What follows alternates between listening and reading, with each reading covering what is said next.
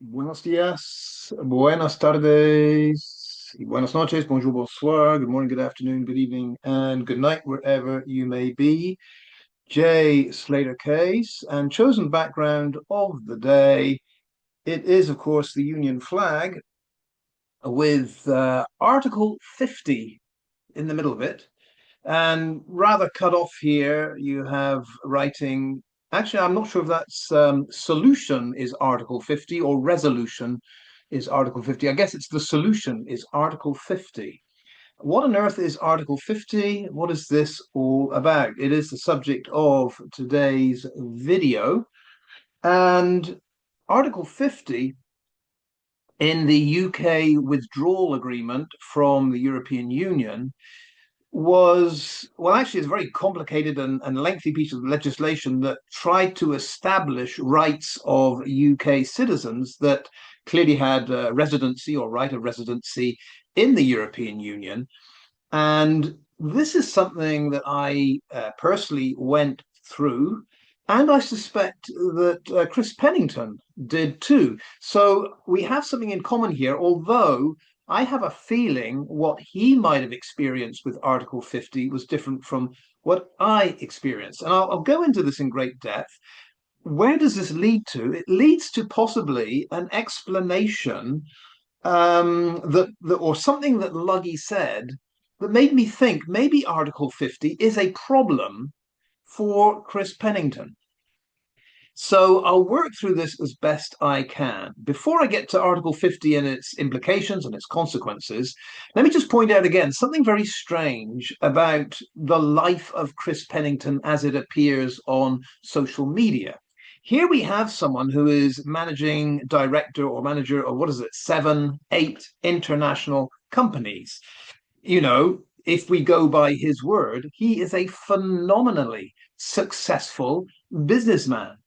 He is, this entrepreneur exceptionnel. He is an extraordinary success story in Tenerife, Spanish and European Union business circles.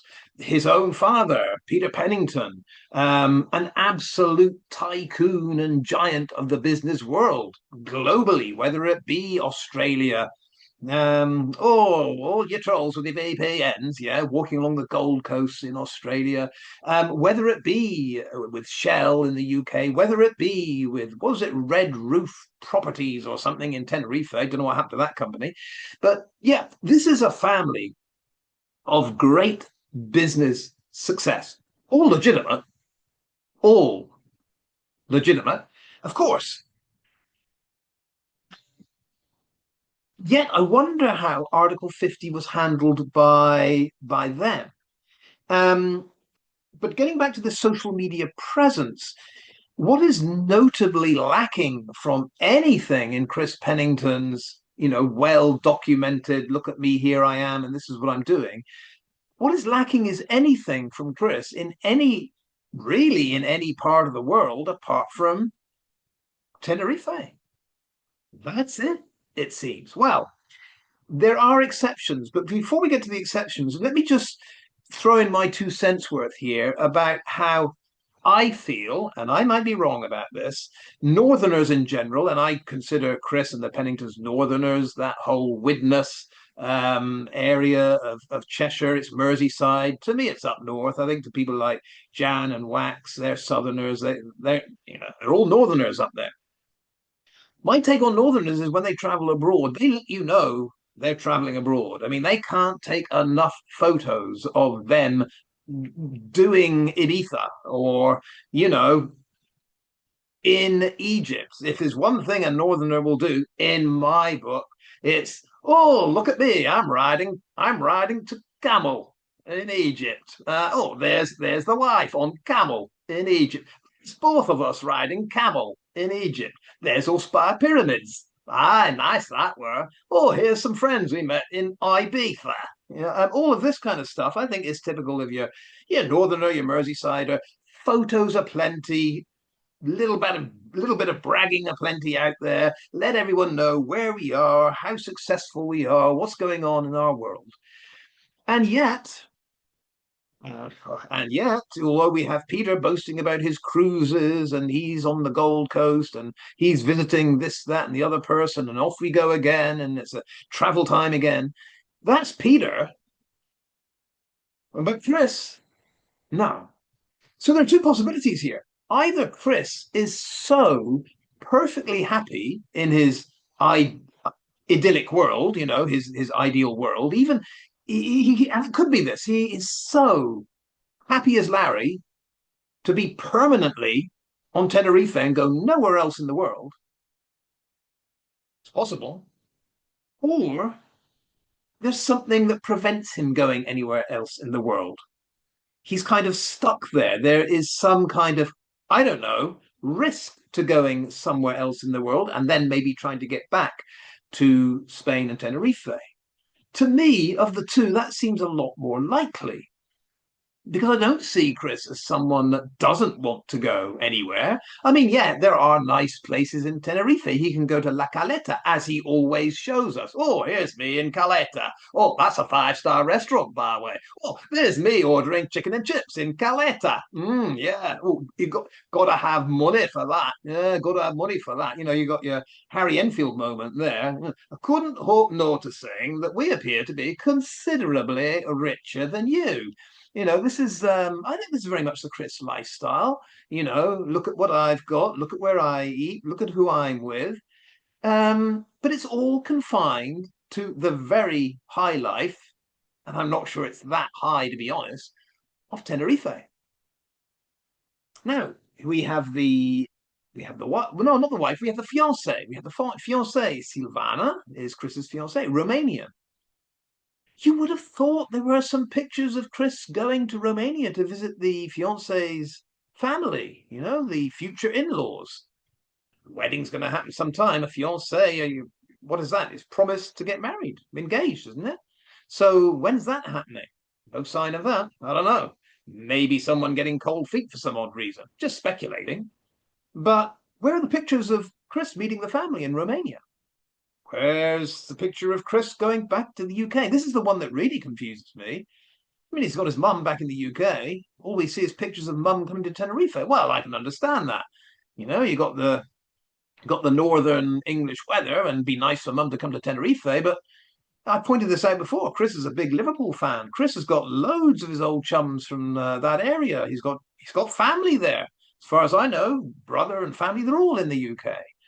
So I don't really understand what prevents Chris from going to see live his beloved Liverpool, visiting family, and coming back after a long weekend. What is the problem with that? I don't think it's the rainy weather. I think there's something else here that confines Chris in a very limited area. Now, what we do know is from his boasting, he said that he was in the habit of going every year to the internet conference, the internet seminar, I think it's called, in Lisbon, where he would hire 9 of the best hackers at that conference to work for his various companies. Yeah, a bit of a dubious boast, that, isn't it? How do you decide how to employ your people? Well, I just get the best hackers. They work for me. But anyway, so that boast going to Lisbon, but I don't see any evidence for it. Again, look through the social media posts, you read what Chris says. I don't recall any picture of that pumpkin face and the leering grin outside the Monumento dos Descobridores, that discovery monument in Lisbon. I don't see it. So maybe that was a lie of the many that he doesn't go to Lisbon, never has been, or maybe once a long time ago. There is mention in his social media stuff of Paris, going to Paris for a Champions League final, Liverpool, I guess. Now, I'm not 100% sure in those posts, and maybe I should double check, if Chris mentions flying there or going by train. There's something odd. He said something about it's going to be a long train journey home or a long journey home. Now, he might have meant a long flight after the loss, the disappointing game. Something about what he wrote made me think, God, he's on a train all the way back. Why is that? Why does he want to fly? I might be wrong. Maybe he did fly. So we have Paris in there, and we got Pumpkin's face by the Eiffel Tower. I don't think it's photoshopped. I think he's there. Um, Looks a damn sight more convincing than Jay's face in the back of a car. Let's put it like that. So I think we can say pumpkin in Paris, Eiffel Tower, went there. Ooh, but when was that? 2022, maybe. It was a while ago. We're not talking about, a couple of years ago. It was 2022, I think. Yeah, Champions League final. That's Paris. And then I think in 25, Chris went to Madrid to the Santiago Bernabeu Stadium, Real Madrid Stadium. I have no idea what he was doing there. Looks like he was in some kind of VIP section. Maybe he signed a contract. He wrote his X in the right box for whatever he was providing these people. That's Madrid. That's it. That's it. So what I see here is over the last decade, someone that is very, very guarded about how he travels, where he travels, and that is red flags for me. That's saying this is someone with cash aplenty, can go anywhere in the world he wants, but you know, it looks like it was Paris for football, and if he went back by train, he knows that's the way to go to avoid any detailed passport checks and residency checks. Um, Even if you fly within the Schengen zone, yeah, there should be no checks. I mean, you need identity, some identity, whether it be your passport or your national identity card. Your residency card is not a travel document. So that might be a problem here for Chris. If I'm just saying, I don't know. We all got to think about the permutations here. If Chris's passport isn't valid, for some reason, I'm just saying, if it expired and he was refused renewal for some odd reason, then he's got a residency permit, but that isn't a travel document. You can risk it. You can try to get on board a flight. They might take it, but it should really be the national ID card or the passport. So something tells me in the bureaucracy that followed Article 50 and the UK withdrawal, in particular, Chris has had some problems. If I'm right about that, then it implies that Chris might not have totally legitimate residency granted him through Article 50 for living in Spain. It might be. Otherwise, what's the problem here? What is that phobia associated with travel or flying?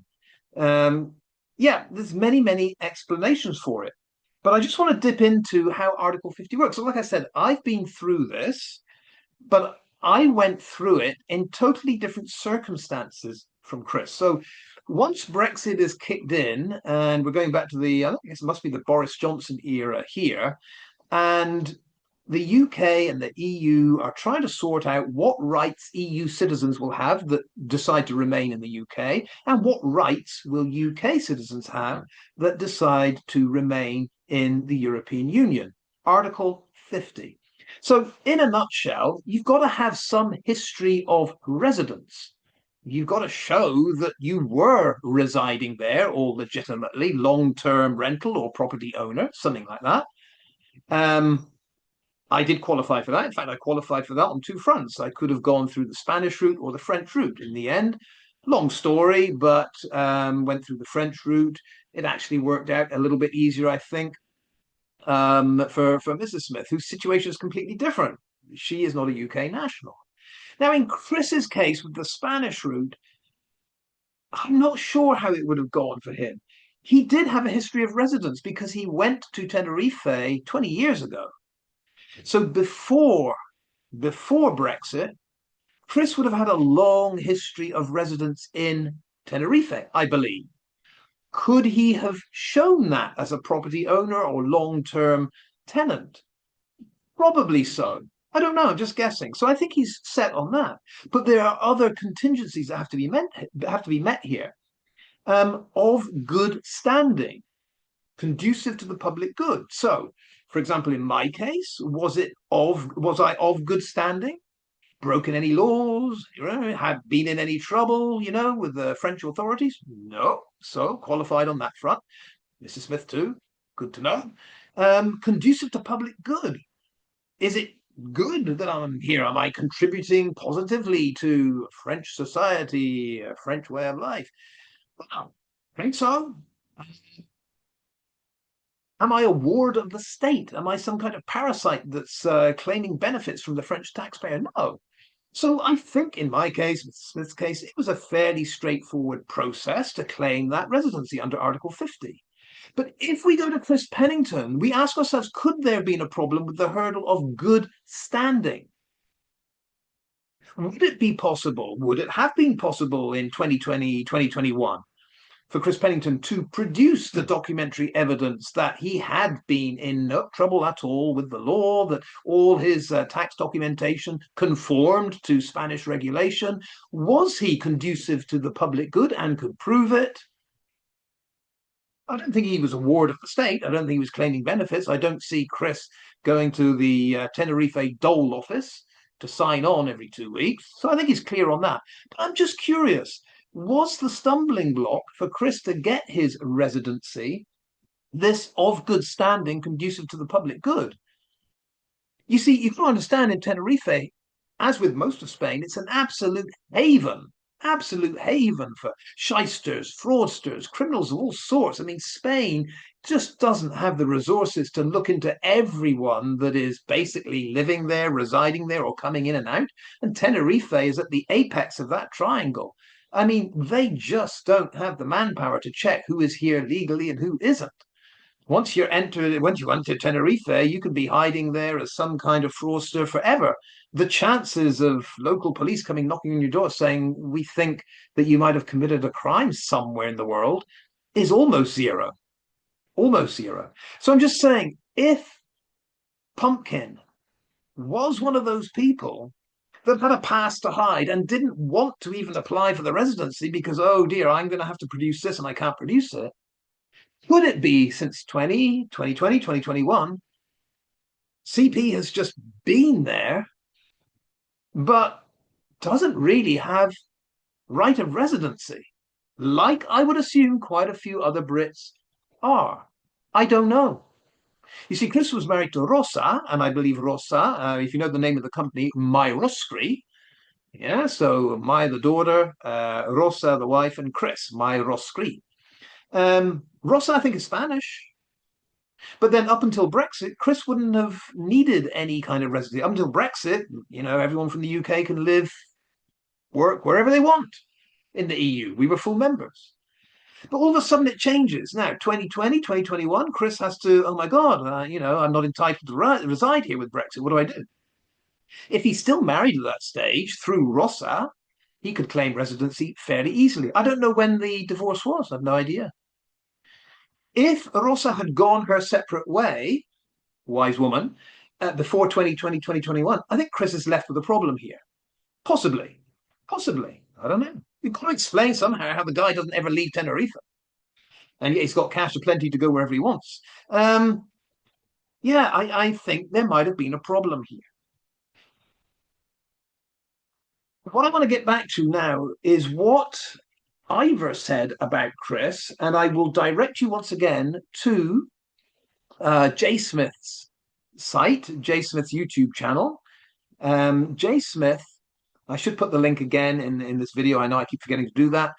But in the live recording that he's got, Jay Smith has got, I forgot the title, it mentions Laurel and Hardy. If you go to Jay Smith's YouTube page, YouTube site, it's YouTube channel, it's Laurel and Hardy. And in there, towards the end somewhat, Luggy starts talking about the possibility of him getting arrested at the airport, but Chris not getting arrested at the airport or not getting arrested at all. And as you might expect with Sluggy, it's not clear the thought that he's got up here, the brain full of mush. It's not clear what thought he's actually trying to transmit verbally. But what does he say? He says, he talks about where he's been pushing the Guardia Civil and the government. This is Luggy, I've pushed the Guardia Civil and the government. And I don't know what he means by that. What do you mean you've pushed them? You've kind of made accusations about them. You've said bad things about them. I don't know what he means by that. But it must be something pretty darn serious. Because Luggy then says, I didn't feel safe turning up in Tenerife because they were likely to arrest me at the airport. Now, That likely to arrest me at the airport, that's pretty darn serious. Pretty darn serious. Because when you arrive at an airport, if your documentation is not valid to enter the country, but there's no crime committed here, they will just send you back. I'm sorry, you are not entitled to enter Spain. You will be on the next flight back to the UK, but you're not arrested, you're turned back. But that's not what Luggy said. This is not an entering Spain violation we're talking about. This is breaking Spanish law. What on earth could Sluggy have said in his lives or in his communications with Guardia Civil and Spanish government that was so darn awful, hideously illegal, that he, what was his words? Likely to be arrested at the airport. Whatever Sluggy had said must be pretty darn serious. It's rare. I can tell you, it's rare. Person arrives at the airport, they're going through customs and immigration, and the officer says, well, well, well, look at what you've been saying about our government here. I think you are under arrest. It is rare. It is rare. But Sluggy's adamant he was in that position. But what did he say about Chris? Because apparently both Sluggy and Chris, Pumpkin and Fishguard Fairy, they are both saying these bad things about Spanish government and Guardia Civil because Sluggy says for Chris, they couldn't, meaning they couldn't arrest him because their residents there. Now, who's they? When he says their residents there, I guess that's Silvana. Silvana's from Romania. Silvana has full rights to residency as an EU citizen in Spain, in Tenerife. Silvana's no problem. But when Sluggy says their residents there, and they can't be arrested, well, to be precise, Ivor, Chris can be arrested. Of course he can. Anyone can be arrested if you break the laws of the country you're in. But I think Luggy's saying that Chris could not be arrested for things he'd said online about Guardia Civil and the Spanish government because he's a resident there. That's not true. Chris could not be arrested for trying to enter Spain through Tenerife Airport, Tenerife Sur Airport, because he's not. He's a resident there. So he could be arrested for trying to enter Spain illegally, but Chris could have been arrested for what he'd said. In fact, logically, if Ivor's saying that he could have been arrested for what he said online at Tenerife Airport, then Chris could be arrested too in his own home in Tenerife. If they've committed the same crime, both could be arrested. But it's interesting, isn't it? Yeah, well, for Chris, no, they couldn't. They couldn't arrest him because they're residents there. But what kind of residents are they? Is Ivor hinting, perhaps, that Chris is resident but nothing else? He's not a citizen of Spain. And like I said, there would be no reason for Chris to claim citizenship of Spain. He was legally, up until Brexit, able to live there and work there. Why would he want to be a citizen? It's not needed. Brexit kicks in. Article 50 basically says, make your mind up time. If you're a resident in Europe, go back to the UK. Or claim residency in the country where you've got a history of it, you're of good standing, it's conducive to the public good, and you're contributing. I'm just saying, if Chris can't fulfill that, he's stuck. Doesn't want to go back to the UK. He's built everything up in Tenerife. But if he can't pass that barrier, then he's just there. What, as a permanent tourist? Well, in that sense, yeah, he just has to stay there. He flew to Madrid, but like I say, that's an internal flight. That's within Spain. He may well have been able to board with whatever identity papers he has that allow you, like a travel document. But it may well be on an internal flight that's not checked. You just need to prove your identity. Maybe I don't know what the rules are for flying within Spain. It may well be driver's license or something like that. Paris, Paris, pretty much the same. It's in the Schengen zone. It may well be if he went there by plane. Like I say, I've got a feeling he might have done something crazy, like go through Spain by train or something. But I don't know. Let's assume he flew. If he flew, it might be the same for Paris. You just need your ID to board the plane to confirm the ticket holder is this person boarding the plane. But it doesn't have to be your passport. Then it doesn't have to be your residence permit. So maybe Chris figured out that journey is safe. But something tells me it's the coming back into Spain where Chris dreads the moment where they will ask him to produce his passport and then start asking questions like, I don't see when you were last stamped in here as a tourist and when you were last stamped out. That's an issue. And if he doesn't have Article 50 residency right in Spain and he can't produce a card, or he had one and it's now invalid, that too is a massive problem. What would you do? I know what I would do.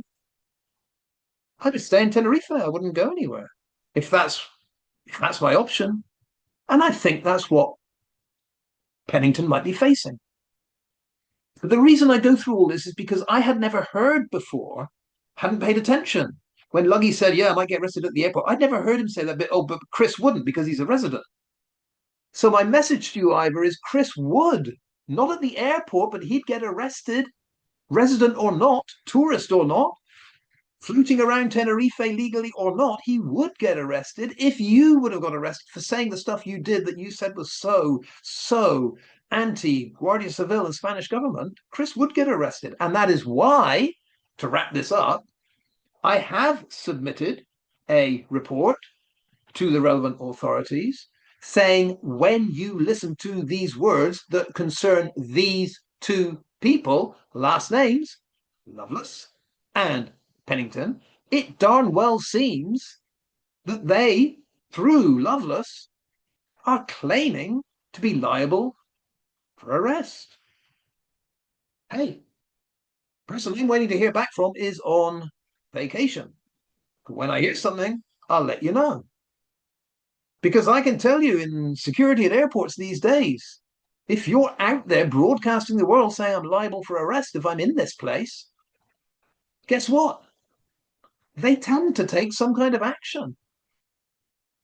Let's leave it there. Hasta luego, adios, hasta la vista. See you later.